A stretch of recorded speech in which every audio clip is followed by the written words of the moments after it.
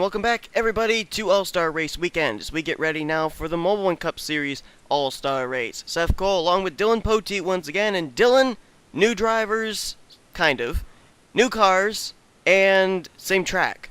What are we going to have happen in this race? Well, we did have a 4-wide finish to conclude the Oreo Truck Series All-Star Race, which was pretty incredible, and we had a rookie win, so it's going to be a big question mark again, what's going to happen in this race. It was also a pretty clean race in the truck race, but again, these are the nationwide cars, Mobil1 Cup Series, and it's going to be a lot different. I believe they're going to be a lot more aggressive with these, and a lot of different faces in this race as well, like you said, sort of. And it should be a good race. We have a lot of good characters out here racing, and it should be a good one.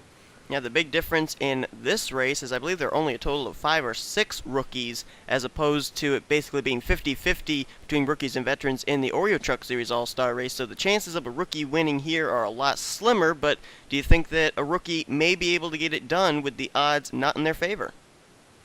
There's a chance, but it's not as likely. But again, we could be wrong because we're not really the world's best at guessing, so they could prove us wrong again. Sky Commons proved everybody wrong in the truck race by winning it, and he's a rookie, and that was still an incredible finish. And I could see a rookie still winning this race, but not as likely as the last race. But we'll see what happens, though. Well, Sean Galligan and Wolfgang Mason, they'll start in the front row. Both these drivers getting in because of wins they had last season. Galligan ended up winning last season at Chicagoland. Wolfgang Mason also won at Chicagoland last season, as well as at Texas. Then you got drivers lined up in row 2, Barney Ward and Adam Chambers, who went to victory lane this season. Is there an advantage to having a win this season as compared to last season, or does it really not matter in an all-star race?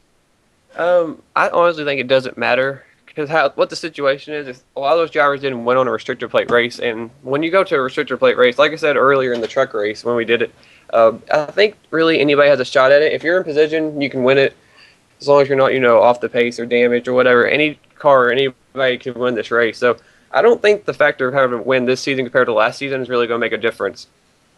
All right, well, we got the field of drivers who have already locked themselves into today's race, as well as the 3 drivers that transferred their way in both the open and the vote, that being Jake Rogers, John McNamara, and James McLeod. We're going to have these cars rolling off as the commander fire of the engines has been given. We'll take this moment to show you your starting lineup, then we'll come back, make our picks, and get ready for the green flag here in the Mobil1 Cup Series All-Star Race. Hey, I saw me!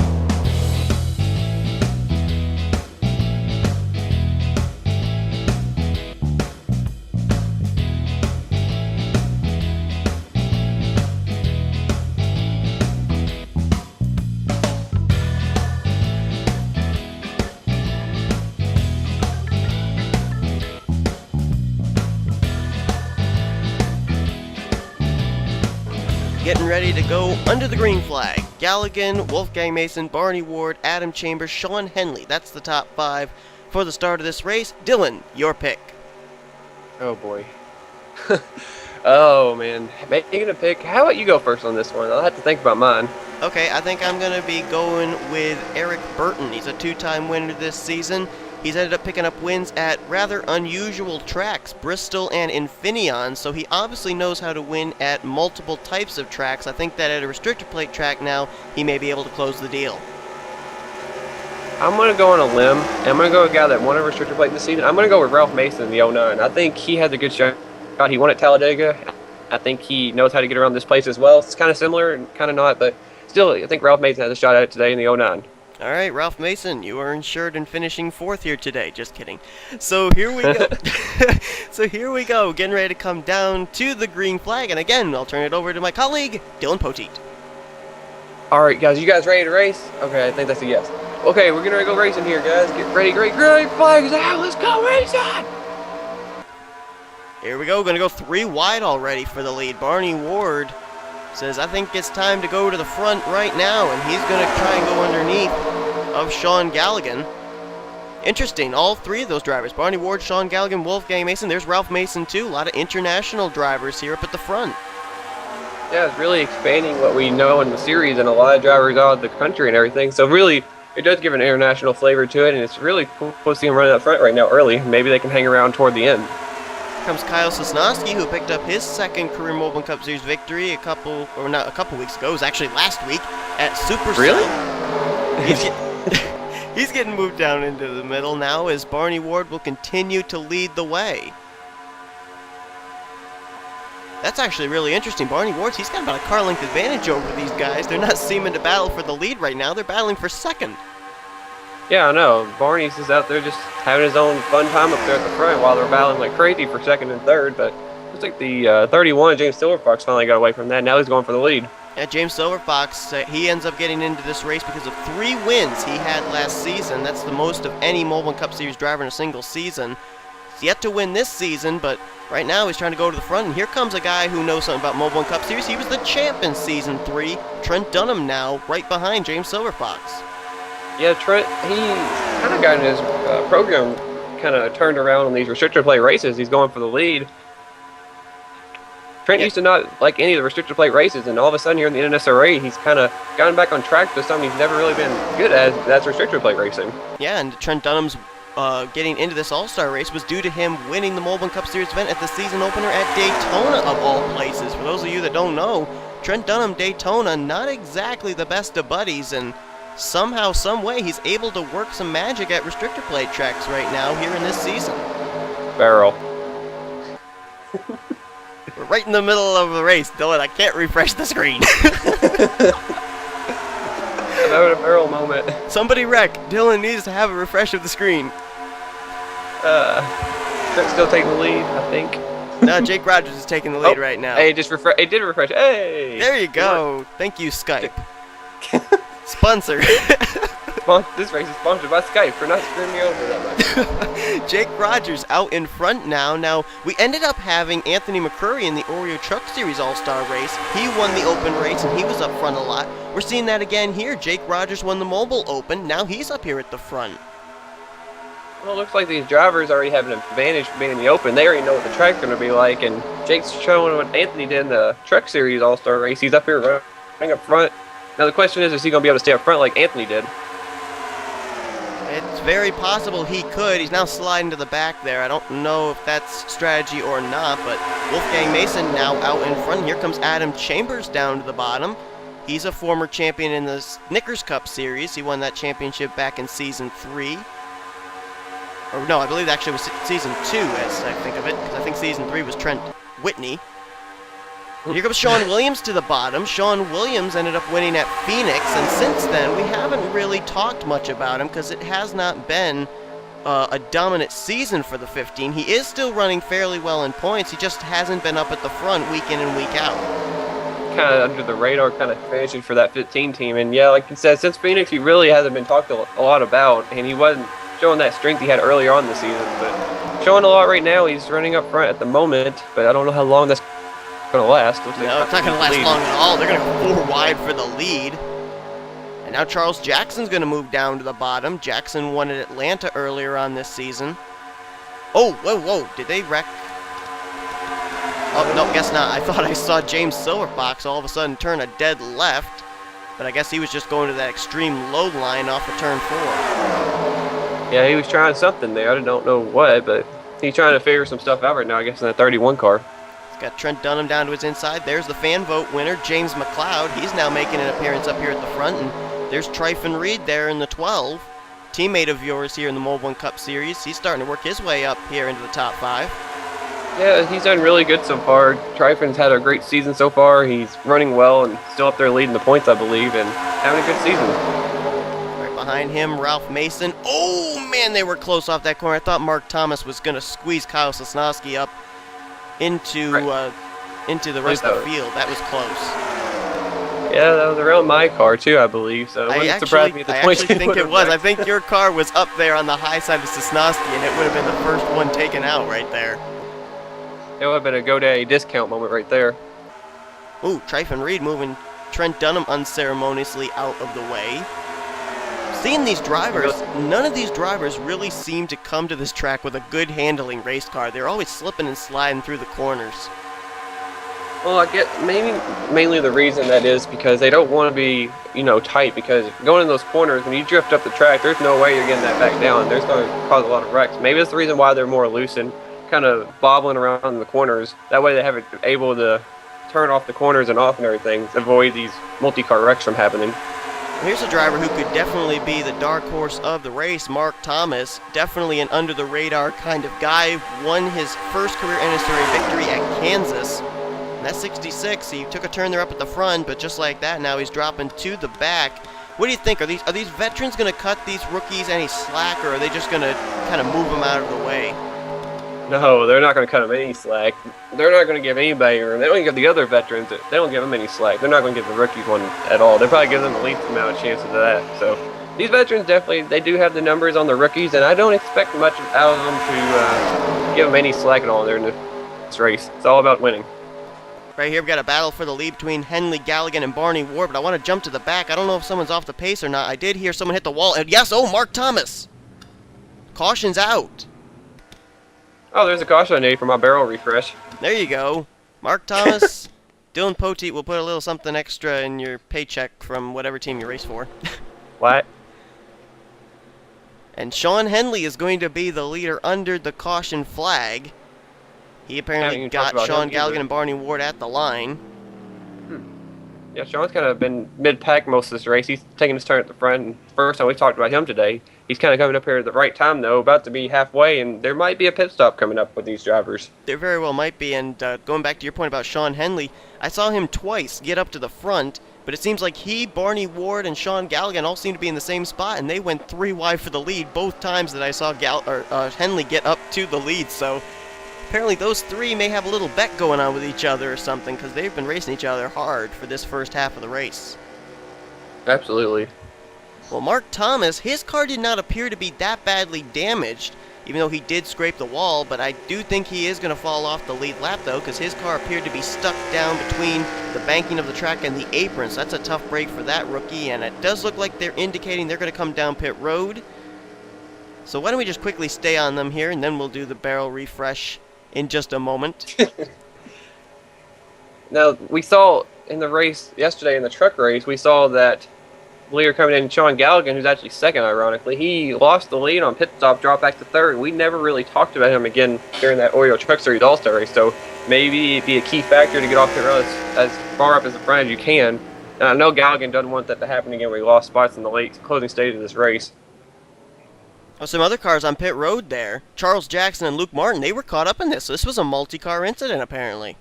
Yeah, I saw a lot of damage to both those drivers, and Gas that's a and tough go. break. Gas and go for Henley, Williams, Dylan Poteet third off, Galligan again. Second time in an all-star race he's had a slow pit stop. And Henley, he prevailed right there. Came in first, came off first, and yeah, like you said, Galligan lost a couple of spots, and that could really be crucial here in late closing stages of this race. Well, I'll tell you what, I think Galligan's going to have quite a talk with his team in the Snickers Cup Series All-Star race, to which he has also entered, as far as the speed on their pit stops, because they have not really done him any favors in the past couple of days. Well, hello, what's everybody doing? I'm not sure. They're all trying to find their way here and everything. They're probably all protesting because I'm not giving you a barrel refresh. So we're going to barrel refresh here, and then we're going to take a look at a replay. Oh, barrel. Here's a look at what happened. We're keeping an eye near the back of the pack here. You got the orange car of Adam Chambers. Behind him is Mark Thomas. Behind him, Trent Dunham. There's a lot of squeezing going on right here. Look from the right side. Looks like those couple of those cars come over. I think that's the 55. Yeah, I think that Lyndon is. Wright, I think, that's the starting to 29. And oh, there's some Lyndon Wright. contact between. Lyndon Wright. Go ahead. I think he's squeezing Eric Burden over. Oh, there it is right there. Tryphon Reed moves up into Mark Thomas. I think they're going to get the wall. Right there. Yep. I don't know why those drivers on the inside were actually coming back up and pushing against those guys on the outside like that, and that really caused a mess right here. Luke Martin got shoved down into Charles Jackson. Both those drivers had nowhere to go. And Trent Dunham trying to get around on the high side. I have a feeling, though, he's not. Oh, he got by Thomas and Reed. Oh, Reed. Oh. Man, he nearly got around him on the high side. Just couldn't do it. And, oh, man, look at the hit Jackson and Martin taking. Jackson, half his car was in the safer barrier. What glitch was that? Did you see that glitch?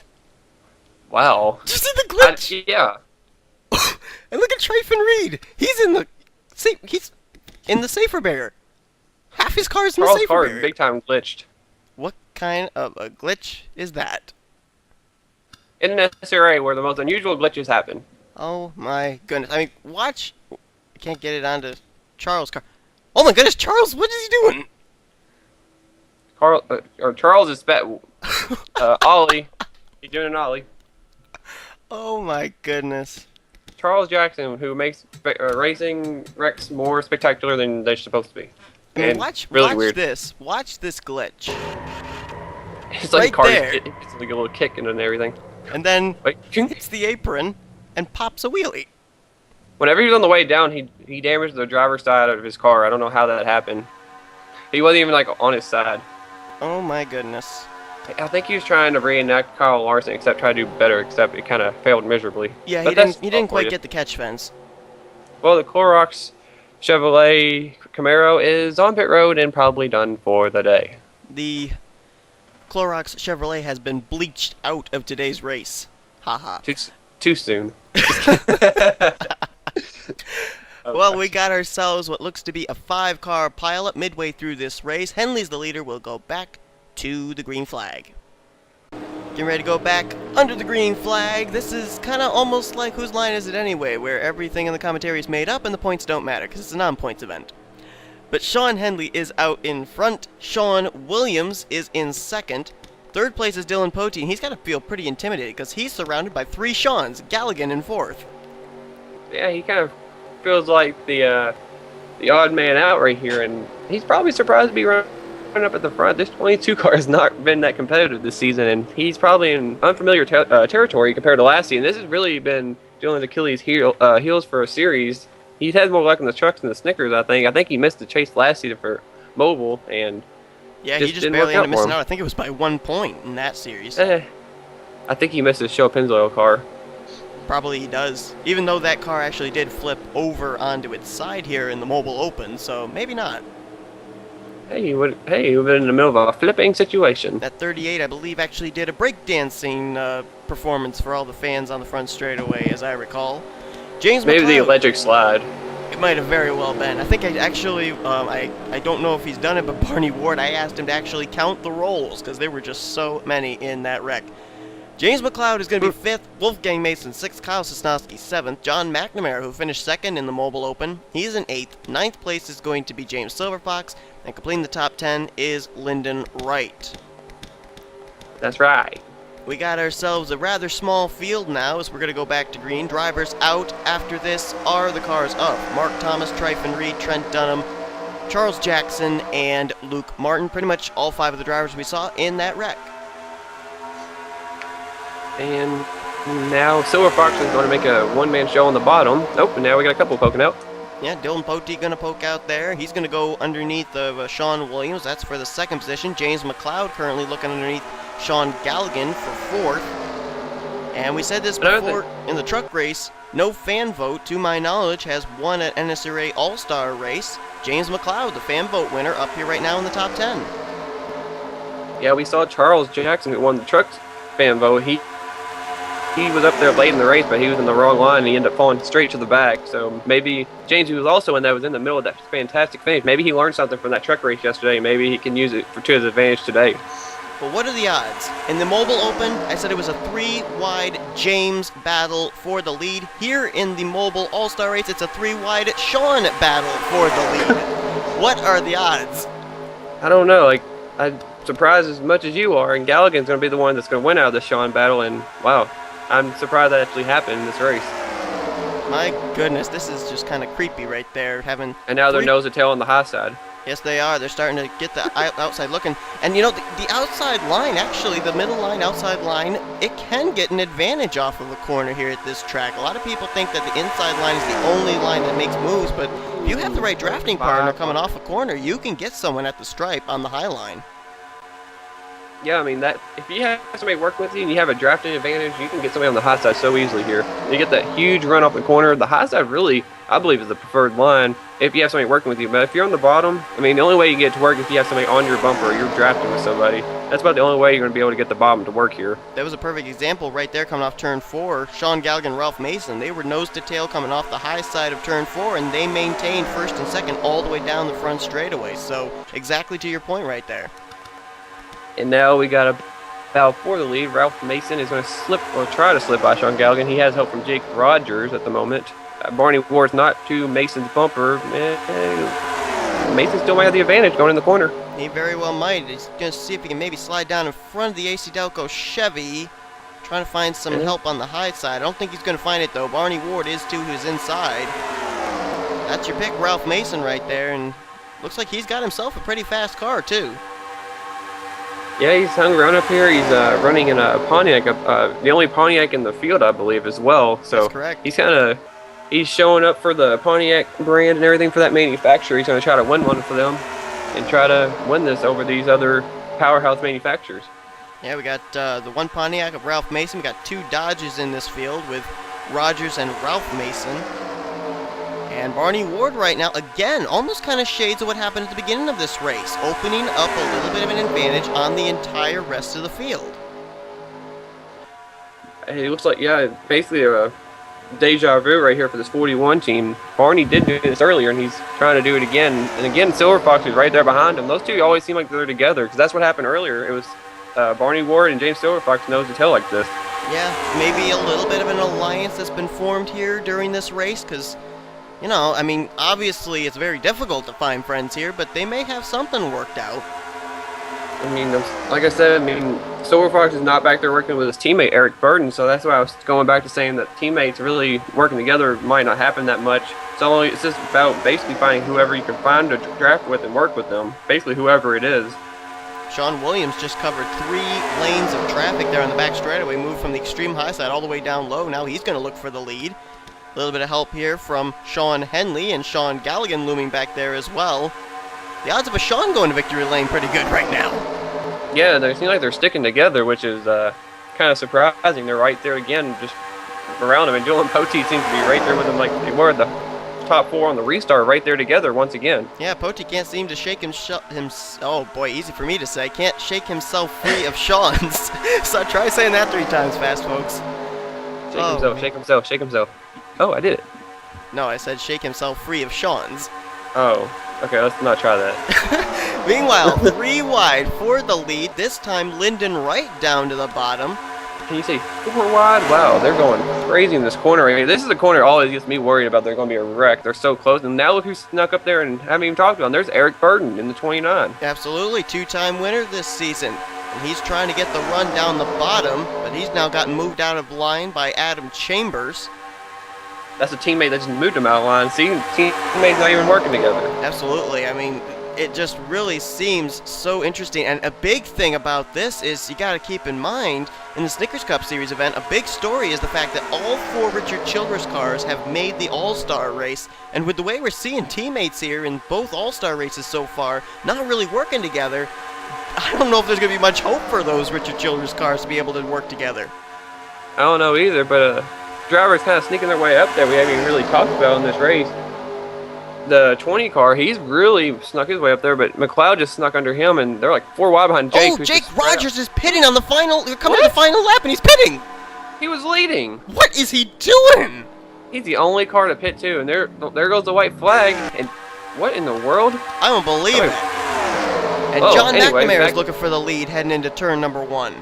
Back to reality up here. Oh my goodness, I don't believe what I just saw. He just gave up what could have possibly been the win in this thing. I'm telling you, the guy that might be on the right position of this track right now is that 41 on the bottom. If Sean Williams doesn't push him out of the way, Barney Ward can get up there and challenge his 20 car for the lead. Oh, I don't know, take a look here. The Masons are right behind each other. Wolfgang and Ralph, and here comes Ralph Mason to the bottom. And Ralph Mason's going to make a move, try to make me look like a genius under the 20. Here he comes. He's got the advantage coming out of turn 4, but here comes the outside line trying to kick back in again. I feel a photo finish. It is Ralph Mason by a splitter. Holy crap, I think I've just picked one right. You did. You picked it correctly. It's a historical moment. Wait, what? A pick actually happened where they didn't wreck, they actually won. It's a historical all-star race moment. I think it's a proud moment to do this. It's a Christmas miracle! Oh my goodness. And Ralph Mason, this is his second win of this race weekend. He ended up getting into the Snickers Cup Series All-Star race by winning the Snickers Showdown. So what a weekend he is having. Well, at least we know this year we're not going to be 0 for 6 on picking, so at least we know we're going to be at least a guaranteed 1 for 5. There you go. Wow. Ralph Mason, that was a close finish too. We got to take a look at a replay of that finish. That was really, really close. Another photo finish. So here's a look at that photo finish. That was awfully, awfully close right there between those two, Mason and John McNamara. And again, another photo finish here today in this All-Star Race weekend. I thought John McNamara had a really good shot at winning this. He was not really a factor in the whole race. We didn't even talk about him until he took the lead, basically, when Jake Rogers took that surprise visit to pit road there coming to the white flag. Only car to do that.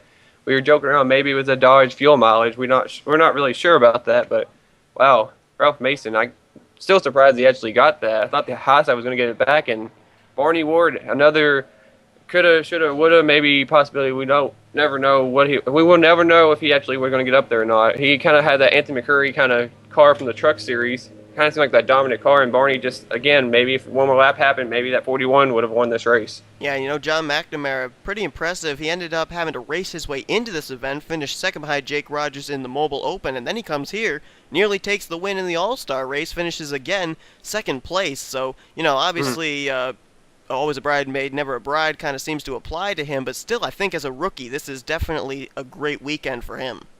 Yeah, definitely. I mean, even if he didn't win, there's a lot to be proud of for this team. They ran well, they were competitive, they almost pulled out this victory. I wouldn't be surprised to see that 20 car do good next week when we get back to the regular season racing again.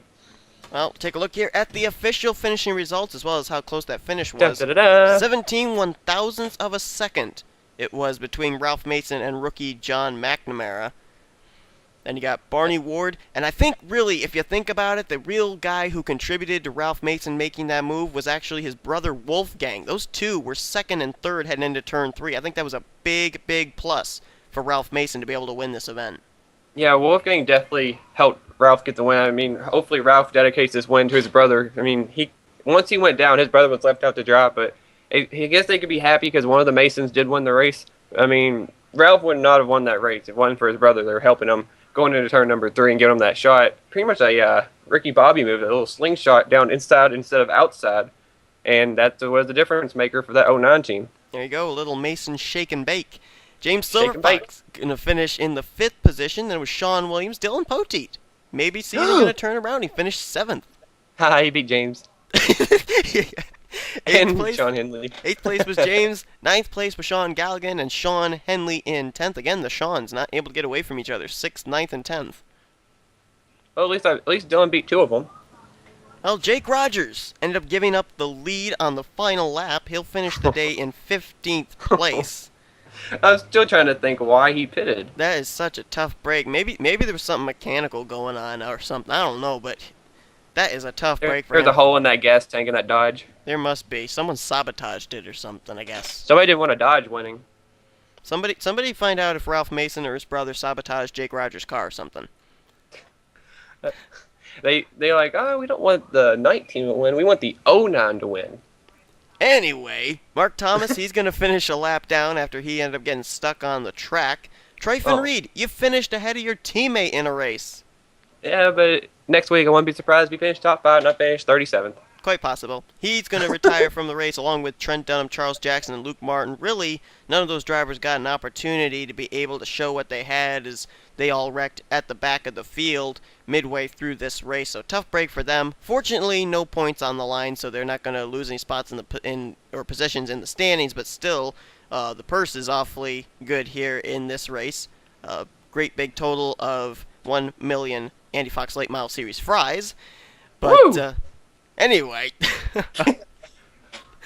so we're going to be seeing you guys next time when we finish off this race weekend with the running of the Snickers Cup Series All-Star Race. If I recall, that's actually the biggest field we've got for this All-Star Race weekend, so there are going to be a lot more drivers, a lot more action going on, and we're going to have Dylan Poteet with us for there again, so we're going to be looking forward to that. Woot! It's gonna be fun. Snickers All-Star Race should be probably the best one. We've had 2 photo finishes. Can we make it 3 for 3? And can I get another one right? You never know. We're going to find out. Dylan Poteet also looking to make all 3 All-Star races, as he doesn't have a win this season so far in Snickers Cup, so he wasn't allowed in. But we're going to have to see if that's going to be the case when we head there next week to the Snickers Cup Series All-Star Race. Did I say next week? I meant... Wow. We're gonna say in reality in maybe 10 minutes, but in our Channel 3 world, we'll say a week. Yeah, okay, there you go. I don't think they would have an All-Star Race weekend go a whole total of a week anyway. But I would. Well, maybe. Okay, so anyway... See, I told you the conversation's made up as we go. So anyway, we're going to see you guys next time. Sure to give this video a like. Subscribe to become part of the crew today. Subscribe to Dylan Poteet's channel if his link's in the description. If not, then you don't have to subscribe unless you want to. Oh, okay. Now, pretty much everybody that subscribed to me is subscribed to you anyway. So, anyway, we hope that you guys enjoyed today's race. We'll see you guys next time here on the Intro Sports channel, offline racing at its best. Charles wrecked, haha.